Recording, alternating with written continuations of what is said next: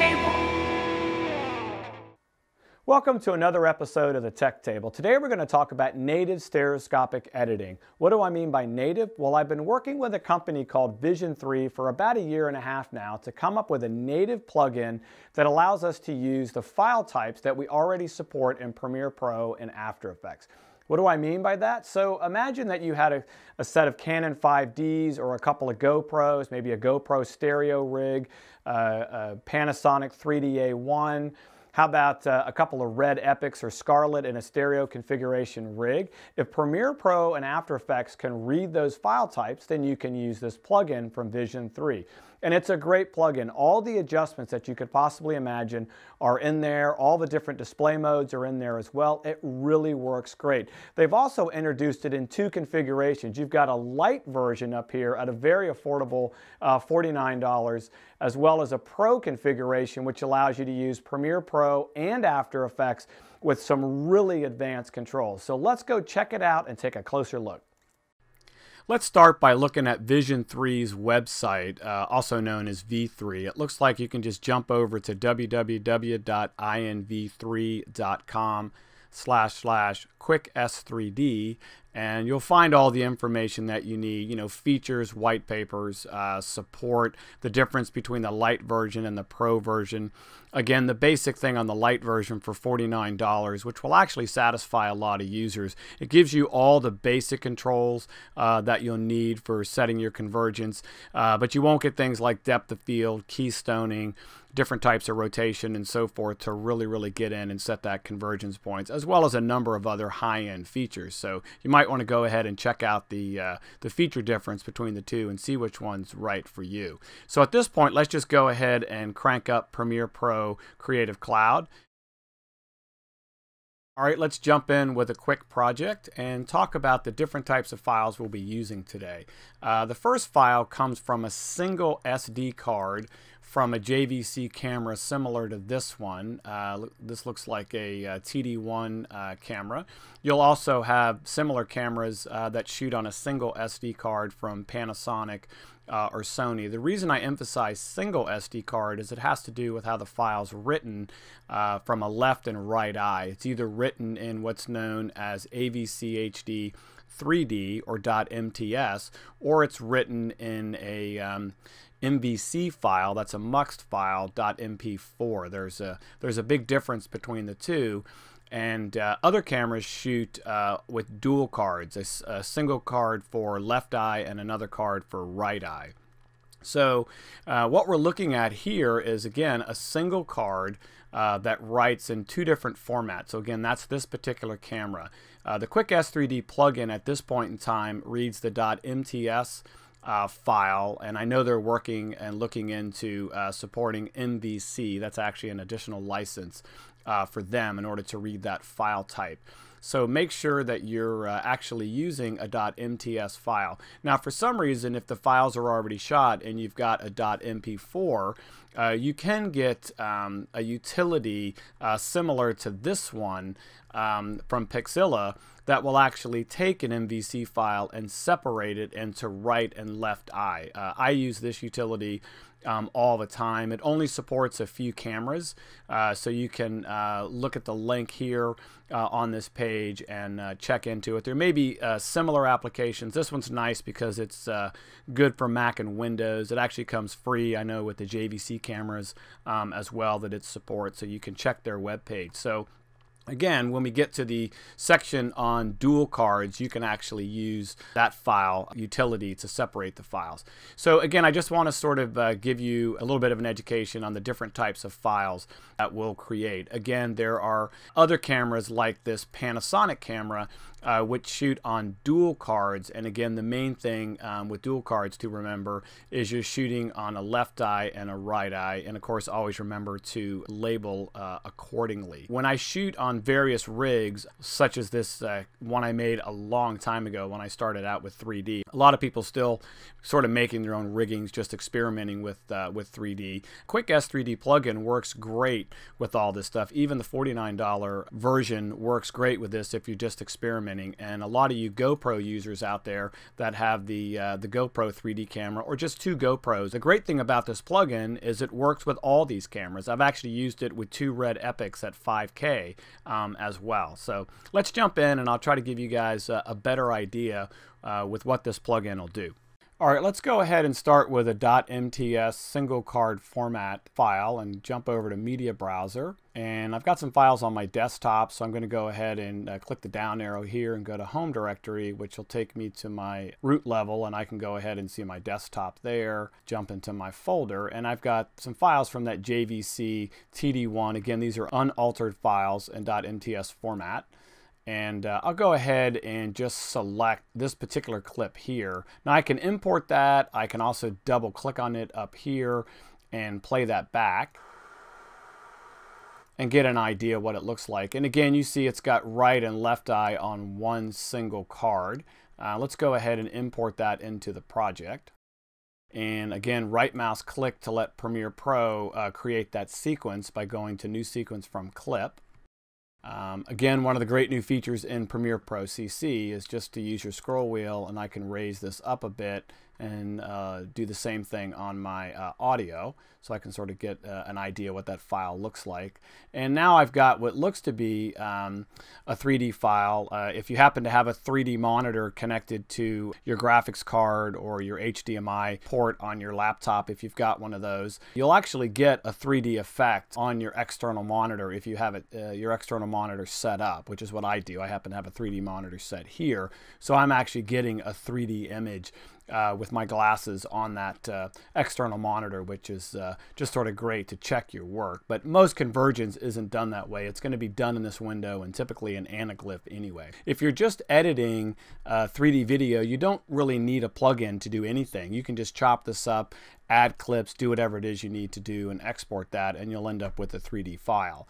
The plugin comes in handy when you want to change convergence points or you want to change the type of 3D it is. So let me go ahead and give you a better example of what I mean.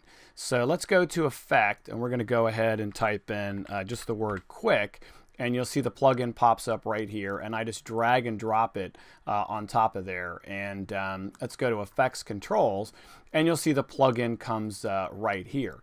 And you'll see that the stereo 3D display type is currently side by side, which is the native format that most people look at. But I can go ahead and switch that to any of the other modes. So let's go ahead and look at Anaglyph, and you can see instantly that I've now got a 3D Anaglyph image here, which looks great. And again, that'll go ahead and play as well, which looks great. So what the plugin's now going to allow me to do is change the convergence point. You can sort of see I've got this leaf fairly close to me, and I've got a tree back here. And if I want to start playing around with some of that convergence point in this jungle scene, then this plugin is going to allow me to do that. So the first thing I might want to do is go ahead and adjust my horizontal settings, so I can start to adjust some of this and maybe change the convergence point just a little on this leaf, which is going to give this tree in the background a bigger effect. And there's a couple of settings that you want to watch for. You want to watch that you've got stretch to fill on. If you have it set to none, you might get an effect where you see this red edge here and a blue edge over here. That basically means that you've shifted the image, and we actually have to pop the image out a little bit to scale it. So you just want to set that to scale to fill, typically is the way that you'll do that. And you can also go down and adjust vertical in addition to horizontal. And those are really the two that most people will use on the basic plugin, and it really creates an excellent effect. You can actually play this back full screen if you want to, just by hitting your Control tilde screen, and you'll see here that you've got a nice 3D effect going on there. Not going to look that great on this video, but it actually looks pretty good on my monitor. What you can do at this point, if you want to get that online somewhere or in another format, is just go ahead and export the media. When you go ahead and export this, you'll see it shows up in Anaglyph here. If you happen to have set it to side by side or any of the other modes here, and you're trying to get it to play on a 3D player, whatever you see in the media encoder window, in the export window, is exactly what the file will look like when it exports. So you're actually getting a pretty good preview of what that'll look like. So again, that's sort of the basic way that the plugin works. It's very flexible when you're dealing with, again, changing those convergence points, or even better, when you want to go ahead and deal with a left card and a right card. So let's take a quick look at that. When you're dealing with two different cards, remember you have to label them accordingly. So I'm just going to close this folder up here, go to my media browser, and let's go up to this Canon folder. And you see that I've got a left card AVC HD, and this is the full folder structure just copied directly over from the card. I'm going to jump over here and I'll use this file here. Let's go ahead and import this into the project here.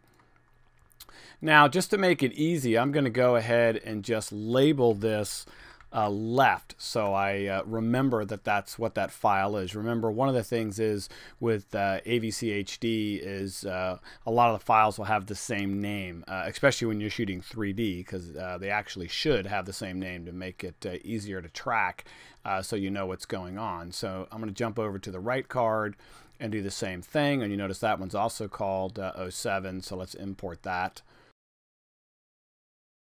The next step we want to do is go ahead and start with your right eye, right mouse click, and again select new sequence from clip. So Premiere Pro will go ahead and select the correct sequence size. And the next thing I want to do is go ahead and drag my left eye on video track 2. The next thing I like to do is just go ahead and use Premiere Pro CC's feature that allows me to resize the track just by grabbing this bar on the side, and I can do the same thing with my audio, so I sort of get a better idea what's going on with the image. So we'll go over to the Effects tab and apply the QuickS3D to the left eye, which again is on video track 2, again staying organized here. And the next thing you'll notice is that I don't have an effect here, and also secondary layer is grayed out. Again, this plugin is set up for a single card, sort of out of the box. So again, the first example that I gave you. So I have to tell the primary layer by flipping it down that it doesn't need to be demultiplexed. So I'm going to set that to none, which will turn on the secondary layer. Then I just need to tell the secondary layer that I want to go ahead and tell it that on video track 1 is where my right eye is. And you should instantly see that I've got an edge of my dock over here and I don't have it here. The images are close, but you're actually getting that left edge over here. The most important thing is that you actually put the right eye and left eye in the appropriate places. You don't want to reverse those. So again, you should see a bit more on the left eye typically. So just make sure that you're looking at that. And again, just follow my directions by putting the left eye on video track 2 and applying that QuickS3D. Again, you should see the purple badge here telling you that we went ahead and applied that QuickS3D plugin there. So I'll find a point where I want to start my convergence work. That looks pretty good. And I'm going to go ahead and set this in an Anaglyph mode, which again is a pretty easy way to start editing. And I'm using a file that I use for 3D training, which has a number of problems with it where it wasn't mounted correctly, the spacing's off and so forth, because you actually see the convergence is pretty bad on this. Let's go ahead and start with the horizontal, and I'm going to watch the girl that's on the deck here and make her my convergence point. That looks pretty good. What you'll notice is I've got this red edge and the blue edge, and as you recall, that's my auto scale. You can either set that to stretch or scale, just depending on it. I find scale works better for me in most modes, so I'll go to scale, and that should pop that right out. And I find it easy to go ahead and put this in about 150 view, and then go ahead and double check that your vertical is not off. And that looks pretty good to me at that point. I could go ahead and noodle around with that some more, but remember, what you're trying to do is not completely eliminate the 3D effect. Just give yourself a convergence point. And that's basically what the plugin does. What you'll notice is, depending on how your 3D rig is set up, you'll notice there's a lot more control in the Pro version. Things like field of view, keystoning, different types of skews where you can go in and really start to make some serious adjustments. If you flip these down, you can see you've got even more control for exactly how you can get that convergence set to exactly the way that you need it. So Vision 3 has done an outstanding job of giving you all sorts of controls over this. Lots of different things you can do with rotation. One of the things you might notice is this hose that's running down the dock. I can actually go in and start playing around with some rotation over here and sort of figure out exactly what's going on with the hose. You'll see when I made that adjustment, that pulled that out. I can go ahead and start to dial that back a little bit. And just an outstanding job on this plugin. And again, the difference is it deals with native files. There's no need to convert it to any other formats, which again is why they call it QuickS3D. Another thing you can do that's pretty fantastic with this plugin is you can use it in After Effects. Let me go ahead and launch After Effects, and I'll give you an idea of what it looks like in After Effects. And I'll just open up a project that I've already created for you, which gets us to the same point. So as you can see here, I've got my convergence point set, and if I just go down here, I can either go to the Effects tab or just click down here under Effects, QuickS3D. Here's all my settings.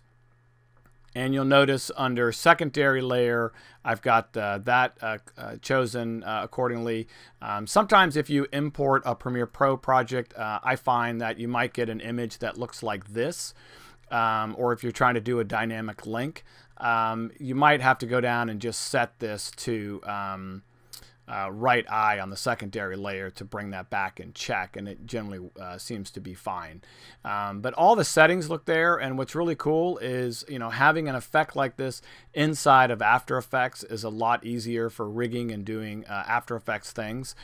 Being able to set some 3D effects on top of After Effects, titling and other effects that you might do.